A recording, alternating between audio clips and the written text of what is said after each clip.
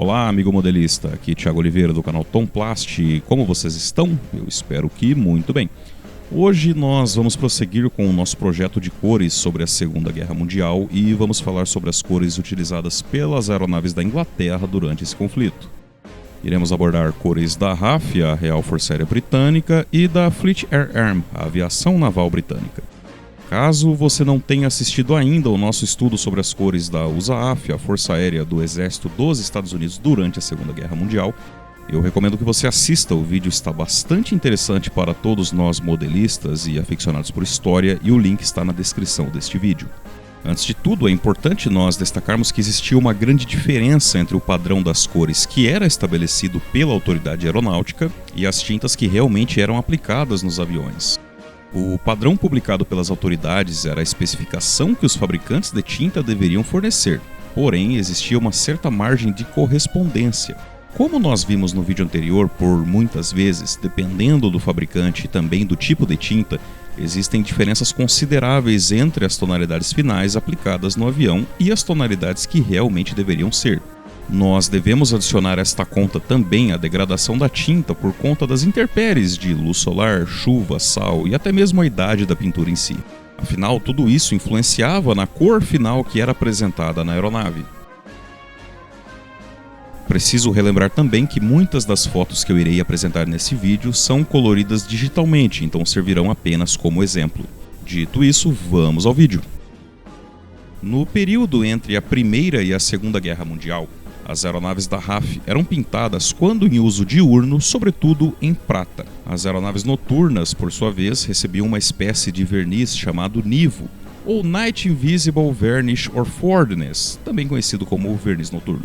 Era um produto verde acinzentado escuro aplicado especialmente aos bombardeiros durante o período de 1918 até 1939. O Nivo, como era popularmente chamado, foi desenvolvido como uma coloração de baixa visibilidade para a RAF e entrou em operação em 1918, sendo utilizado principalmente nos bombardeiros como o Vickers Virginia, os Handler Pages em geral e também o Fire Random.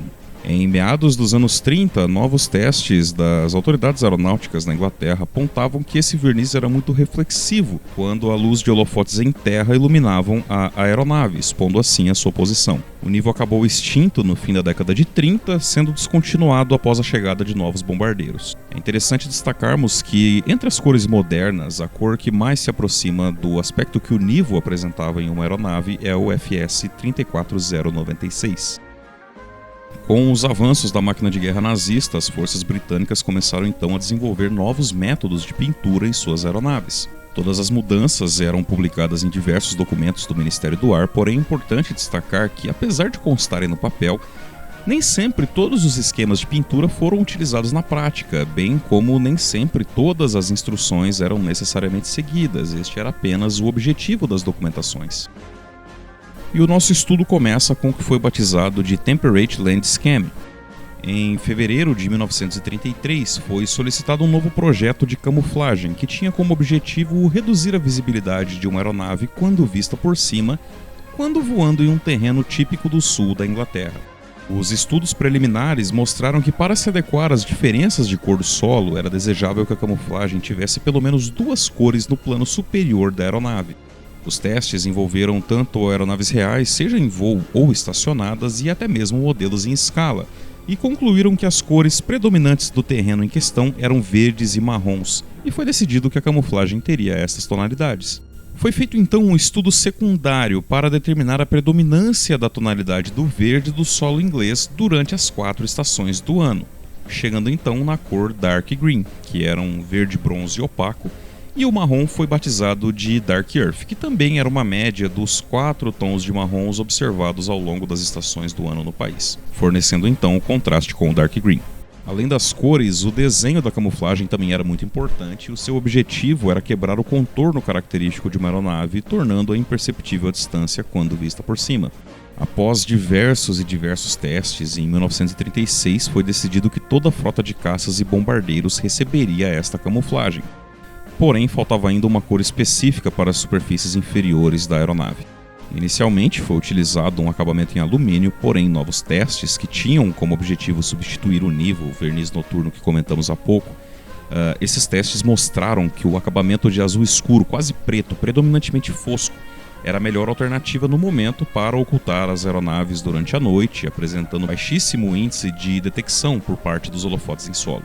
Essa nova cor ela foi batizada de Night Black e se tornou padrão para superfícies inferiores de bombardeiros noturnos. Já em 1939, com a evolução dos holofotes, que se tornaram mais potentes e identificavam melhor a aeronave em voo quando vista do solo, cresceu uma preocupação sobre a efetividade do Night Black. E como consequência, uma nova cor, a Special Night ou Special Night Black, ela foi desenvolvida e nesta nova fórmula era removido por total o pigmento azul que estava presente na fórmula do Night Black. Isso transformava o Special Night Black em uma cor praticamente preto fosco puro. Essa nova cor também era superior em termos de resistência às intempéries e desgastes do tempo. O Special Night Black foi autorizado a ser aplicado em superfícies inferiores de bombardeiros noturnos em 1940. Em novembro do mesmo ano, porém, uma nova atualização foi publicada determinando a aplicação do Special Night Black por inteiro em aeronaves noturnas em geral, desta vez caças, aeronaves invasoras de território inimigo que voavam à noite, por exemplo, Bristol Pole Defiant, Bellfighters, Mosquitos, Hurricanes, enfim. Posteriormente, os Spitfires também receberiam esse padrão inteiro em Special Night Black, como podemos ver aqui neste modelo na Escalão 48, montado pelo amigo Marcelo Timon. Voltando a 1937, foi sugerido que as aeronaves de caça tivessem as superfícies inferiores pintadas em duas cores, sendo que uma metade da asa era pintada em alumínio e a outra metade era pintada em preto puro. Por muitas vezes, uma faixa branca também era adicionada a essa pintura inferior das asas. Mas aí foi encontrado um novo problema, já que o alumínio era bastante escasso no período pré-guerra e era muito difícil fabricar essa tinta. Foi então que teve início a busca por uma nova cor com produção viável que apresentasse uma boa descrição quando vista do solo. Com os inícios das hostilidades e as aeronaves da RAF operando já sob a França, alguns esquadrões de bombardeiros informaram o Ministério da Aeronáutica que haviam pintado as superfícies inferiores de suas aeronaves com uma espécie de azul acinzentado. O objetivo era que esse azul acinzentado pudesse misturar a aeronave ao céu quando ela era vista pelo solo. Já existia, porém, desde 1937 uma discussão sobre uma cor que foi batizada de camotinte. A história dessa cor iniciou-se com voos secretos feitos por um cara chamado Sidney Cotton. O Sidney Cotton ele era pioneiro do reconhecimento fotográfico aéreo durante o período pré-guerra. Ele realizava diversos voos secretos com o objetivo de treinar e idealizar como seria o reconhecimento fotográfico aéreo.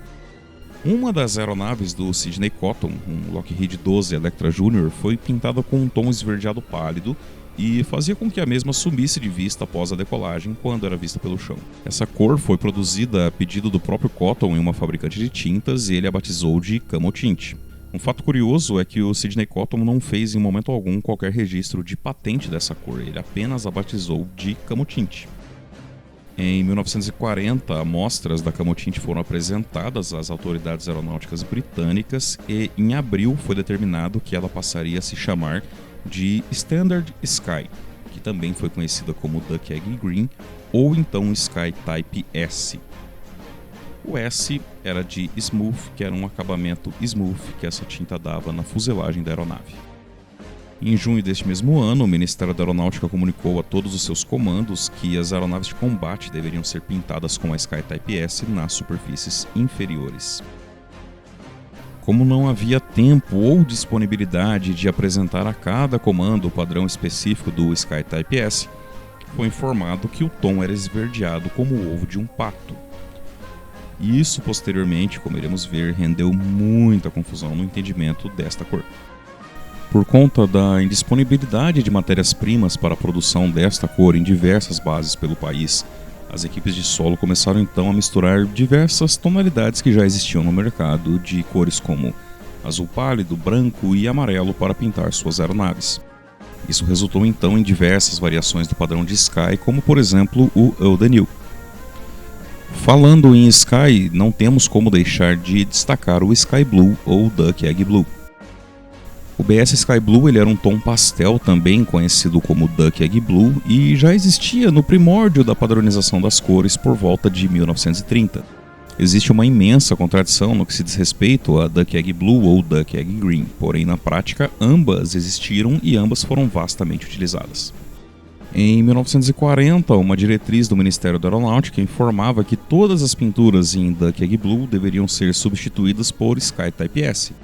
Porém, existem também documentos que dizem o contrário, recomendando a pintura para as seções inferiores das aeronaves em Duck Egg Blue, o Sky Blue. Existem também diversas referências fotográficas mostrando aeronaves da RAF com a barriga pintadas em Sky Blue e a faixa da seção traseira em Sky Type S, faixa essa que normalmente era pintada já na fábrica, então não dá para teoricamente atribuir isso a um erro de pintura em determinado esquadrão. Sobre os diversos Skies, nós podemos resumir que existiram duas principais versões, o Sky Type S, que era baseado no camo tint, e o No. 1 BS Sky Blue, que apresentava um acabamento cinza azulado, e ambas as cores foram muito utilizadas nas aeronaves britânicas durante a Segunda Guerra Mundial. Pesquisando sobre esse assunto, eu percorri diversas páginas na internet, fóruns, eu percorri também o site do amigo Rato Mark Zak, inclusive esse site contém informações muito preciosas sobre este e diversos outros temas. Eu sugiro muito que vocês confiram o site do Rato Mark Zak, o link está na descrição deste vídeo. Eu percorri também muitas páginas ali do livro Real Colors da AK, existem muitas informações e muitas divisões de informações a respeito desse tema. O livro British Aviation Colors of World War II indica ainda que as superfícies inferiores no período inicial da guerra elas poderiam ser pintadas em Duck Egg Blue ou Sky Type S, como nós podemos ver nesta foto, dando a entender que na prática a cor que estivesse em mão seria aplicada. Sobre a cor Eudenil, não passava-se então de uma mistura na tentativa de atingir o tom do Sky Type S. Em resumo, é importante então nós buscarmos referências sobre o avião específico que estamos montando para encontrar qual que era o tom de Sky mais apropriado para ele. Essas cores, o Dark Green, o Dark Earth, o Sky e suas diversas variações, e o Special Night comporam então o que foi chamado de Temperate Land Scheme. Mais ou menos no mesmo período surgiu um padrão de pintura para as aeronaves da aviação naval, que foi batizado de Temperate Sea Scheme. Esse padrão de pintura era composto pelas cores Extra Dark Sea Grey, Dark Slate Grey e Sky. Dentre o padrão Temperate Sea Scheme, no caso de uma pintura em um biplano, por exemplo, a sombra da camuflagem da asa superior, do plano superior de asa do biplano, por vezes ele era pintado na asa inferior com um tom de cor chamado Dark Sea Grey, este que nós não podemos confundir com o Ocean Grey, que eu vou comentar um pouquinho mais à frente, e a sombra também poderia ser pintada com uma variação em Light Slate Grey, ou às vezes as duas cores, Dark Sea Grey e Light Slate Grey, na sombra da camuflagem da asa inferior. As superfícies inferiores elas eram pintadas com Sky ou Special Night, a critério de cada esquadrão, e algumas aeronaves também tiveram essas superfícies inferiores pintadas em branco ou também em Sky Grey. Em agosto de 41, o Comando Costeiro da RAF adotou o Temperate Sea Scheme para as superfícies de todas as suas aeronaves operacionais, e no caso de aeronaves como o Wellington, Whitley ou Liberator, as mesmas deveriam ter seus lados pintados em branco fosco sobre as superfícies.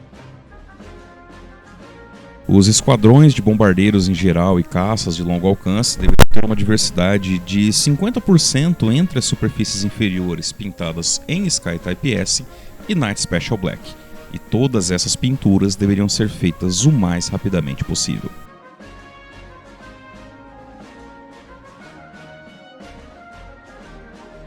Por volta ali de 1940, foi criado um padrão de cores específico para as aeronaves que operassem nos teatros do deserto.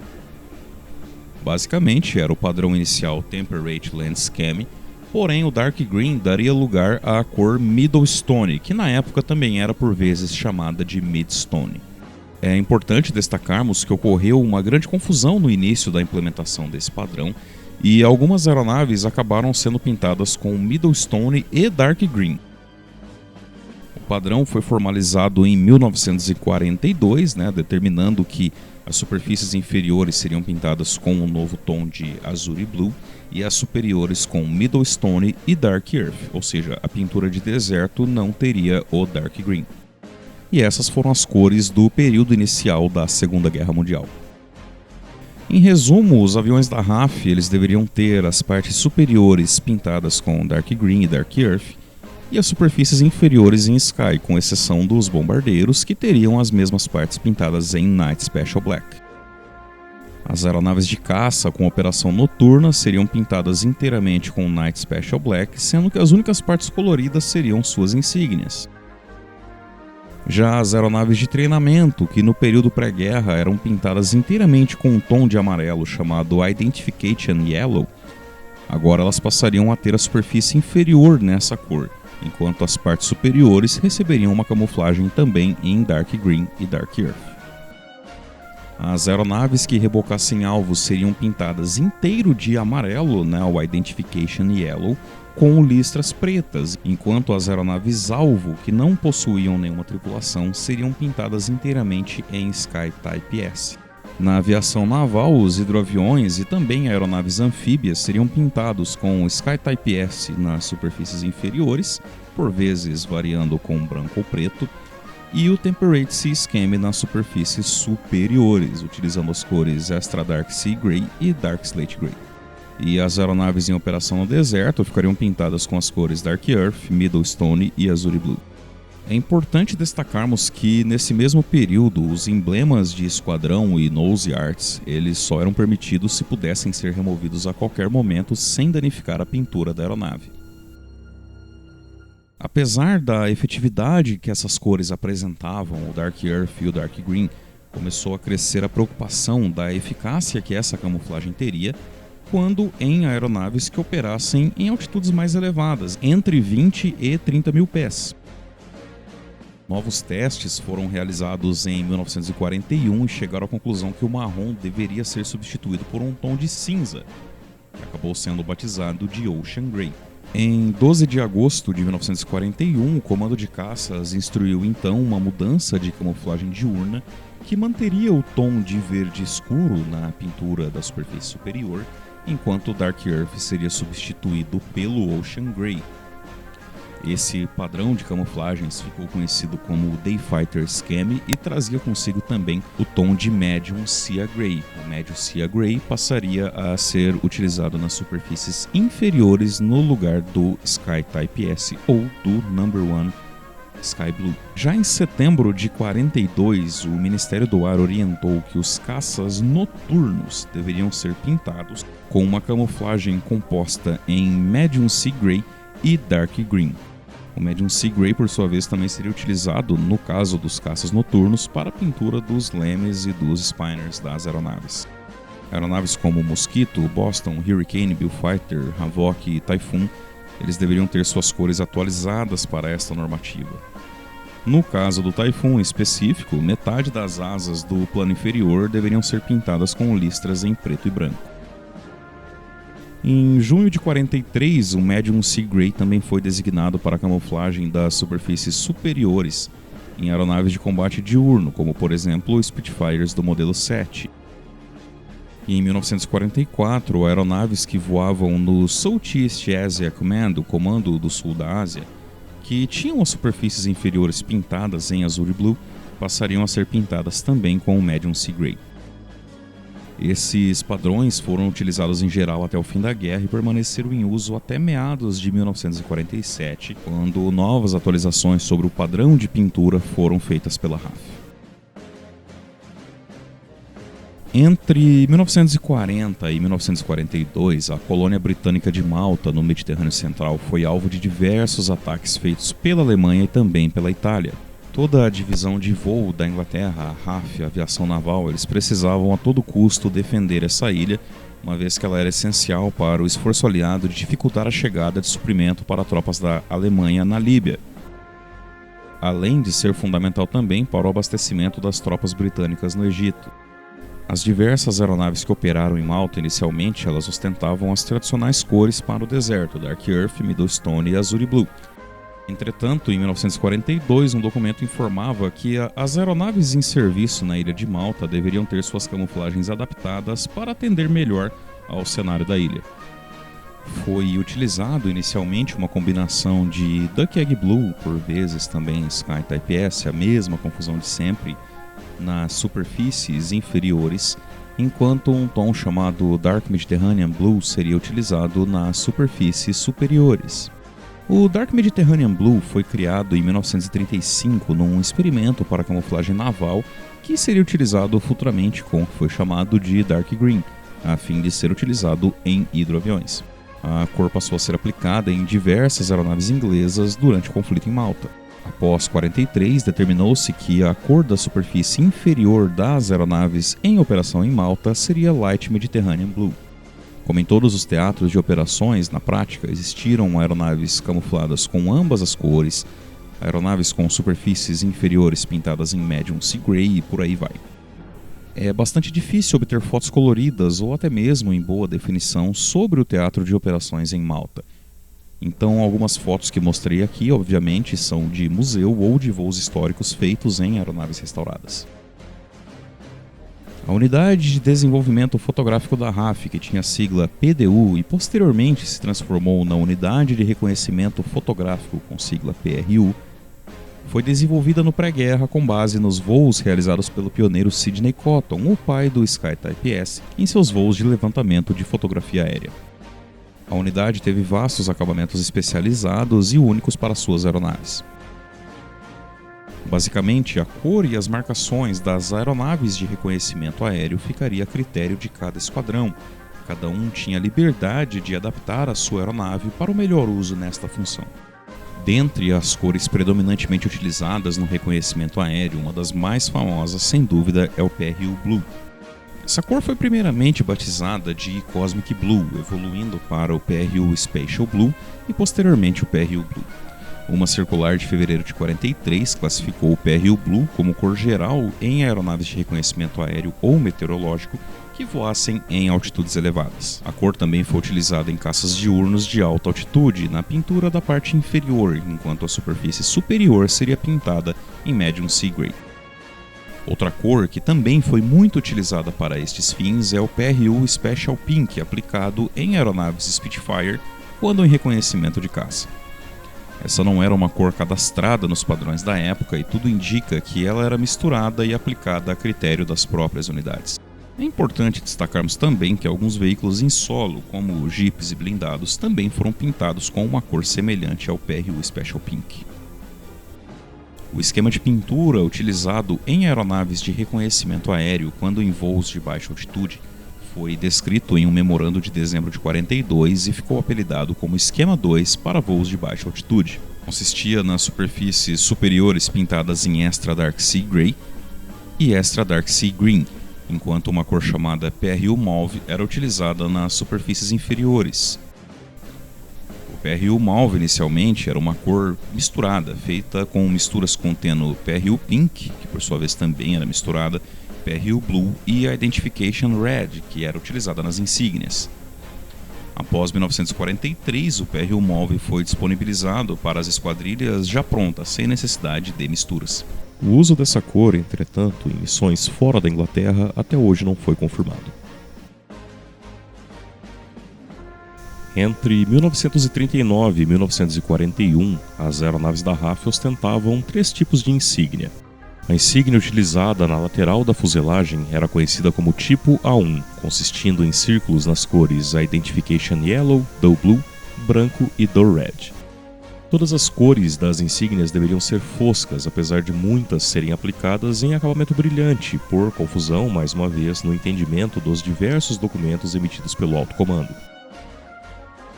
Nas asas, a insígnia utilizada era conhecida como tipo B, que já era uma velha conhecida da RAF, por ter sido utilizada em bombardeiros entre 1918 e até o início da Segunda Guerra Mundial. A insígnia do tipo B, em especial, também foi utilizada na fuselagem de algumas aeronaves em missão de reconhecimento aéreo e era feita com as cores Dull Red e Dull Blue, permanecendo em uso até 1947. Na parte inferior das asas, quando a insígnia era obrigatória, foi utilizada a marcação conhecida como tipo A, que permaneceu em uso até junho de 1942. Entre 1941 e 42, todas as insígnias permaneceram basicamente as mesmas, com exceção da utilizada na fuselagem, que passou de tipo A1 para tipo A2. As cores eram as mesmas, com a diferença do tamanho do círculo amarelo, que ficou ligeiramente mais fino. A partir de 1943, a insígnia da fuselagem foi substituída pela do tipo C1, que utilizava as mesmas cores, porém em dimensões de círculos diferentes, como podemos ver. Neste mesmo período, a insígnia utilizada nas superfícies inferiores deixou de ser a tipo A e transformou-se na tipo C, que foi utilizada pela RAF até 1947. Podemos destacar também a existência da insígnia tipo B1, utilizada em algumas aeronaves na fuselagem entre março e dezembro de 39, em especial as que voavam durante a noite. Outra insígnia também utilizada foi a do tipo SIAC, em aeronaves do Comando do Sudeste Asiático e também em operações na China e na Índia. Nesta insígnia, as marcações em vermelho foram removidas para evitar confusão com a marcação japonesa Hinomaru. Ainda em 1942, a insígnia perdeu a faixa amarela e ficou apenas com 2 círculos, pintados basicamente em azul claro e azul escuro.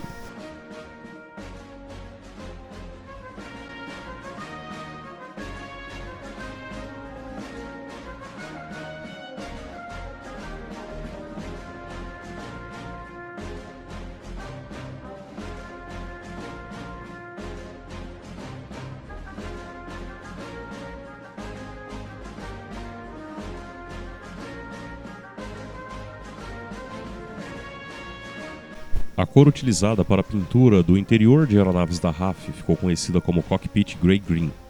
Ela foi concebida como uma cor a ser aplicada no interior das aeronaves, tanto na área ocupada e acessada pelos tripulantes, quanto nas áreas internas da estrutura da aeronave. O Cockpit Green, como foi comumente apelidado, foi desenvolvido após testes realizados a partir de 1925, testes que tinham o objetivo de substituir a tinta branca que até então era utilizada para estes fins. A cor foi aposentada em 1946. Vale destacar que não podemos confundir o verde acinzentado utilizado pelas aeronaves britânicas com o interior green americano, uma vez que são cores totalmente distintas. Algumas fontes não oficiais sugerem também que, em parte do teatro de operações durante a Segunda Guerra Mundial, com a escassez de matérias-primas, por vezes o Cockpit Green foi feito através de uma mistura de Sky Type S e Dark Green.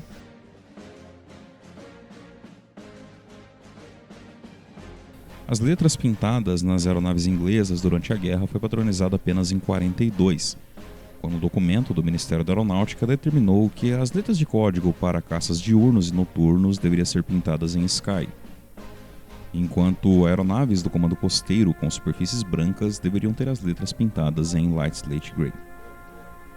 Para aeronaves de treinamento, as letras deveriam ser em The Red, que também foi utilizada vastamente pelo Comando de Bombardeiros da RAF. As cores Medium Sea Grey e Sky também foram utilizadas para a pintura de letras de código nestas aeronaves. Marcações especiais nas aeronaves da RAF não podiam ser aplicadas, com exceção para as aeronaves das forças aliadas operando pela RAF ou, quando necessário, alguma distinção em particular daquela aeronave. Porém, essa distinção poderia ser utilizada em apenas uma aeronave de cada esquadrão. As aeronaves de reconhecimento poderiam ter marcações especiais de acordo com a necessidade operacional de cada esquadrão, e a camuflagem não era obrigada a manter conformidade com os padrões descritos. Dentre a pesquisa que eu fiz, eu encontrei alguns pormenores que eu gostaria de destacar também. No caso, o Mosquito em operação diurna ele deveria ser mantido com o padrão Dayfighter Scheme e deveria ter o spinner pintado obrigatoriamente em Ocean Grey, e os códigos de esquadrão seriam pintados em Sky. Outro documento também informava que o Typhoon era especialmente pintado com as superfícies inferiores com faixas brancas e pretas, como eu comentei, porém a ponta da asa na superfície inferior manteria-se pintada em Medium Sea Grey. O spinner desse avião seria pintado apenas em Sky Type S e as extremidades do nariz seriam pintadas de acordo com a camuflagem Dayfighter Scheme. Para todas as aeronaves, sem exceção, as hélices em geral seriam repintadas com o Special Night Black, contendo uma faixa amarela de 4 polegadas em cada pá. Com isso, nós chegamos ao fim sobre as cores utilizadas pela Inglaterra durante a Segunda Guerra Mundial. Existem várias outras cores que foram testadas, que foram aplicadas em algumas aeronaves aqui e ali. Porém, no que se diz respeito a padrão e cores que foram realmente muito utilizadas, são essas que eu citei aqui no vídeo.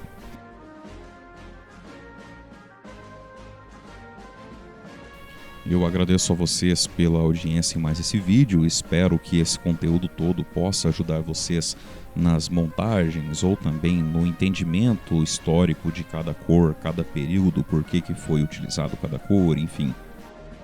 E agora eu irei começar a preparar o vídeo sobre as cores da Alemanha e também sobre as cores da Rússia, então escrevam aí nos comentários qual vídeo vocês gostariam de ver primeiro.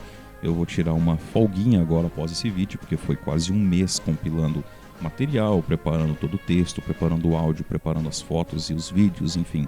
E em breve eu irei começar a trabalhar nesse próximo vídeo, que vai ser ou sobre as cores russas ou sobre as cores da Alemanha. Então comentem aí qual que vocês gostariam de ver primeiro, que provavelmente eu irei seguir basicamente o que vocês comentarem. Em homenagem a esse conteúdo aqui sobre as cores britânicas na Segunda Guerra Mundial, todas as cores, sets e máscaras para pintura destinadas a pinturas da RAF e também da aviação naval britânica da Segunda Guerra Mundial no site da Tom Colors estarão com 10% de desconto. Então, para usufruir desse desconto, você pode utilizar o cupom TOMColorsRAF, tudo minúsculo, tudo juntinho como aparece aí no vídeo, e vai obter um desconto especial aí na compra de cores para pintar as suas aeronaves da RAF e também da aviação naval britânica durante a Segunda Guerra Mundial. Aproveitem para conferir o site da Tom Colors, tomcolors.com.br, e conhecer toda a nossa linha de produtos. Então é isso, eu vou ficando por aqui. Muito obrigado a todos vocês que contribuíram a este vídeo e muito obrigado a todos vocês que assistiram esse conteúdo até o final. Fiquem todos com Deus, um forte abraço do amigo Tom e até o próximo vídeo.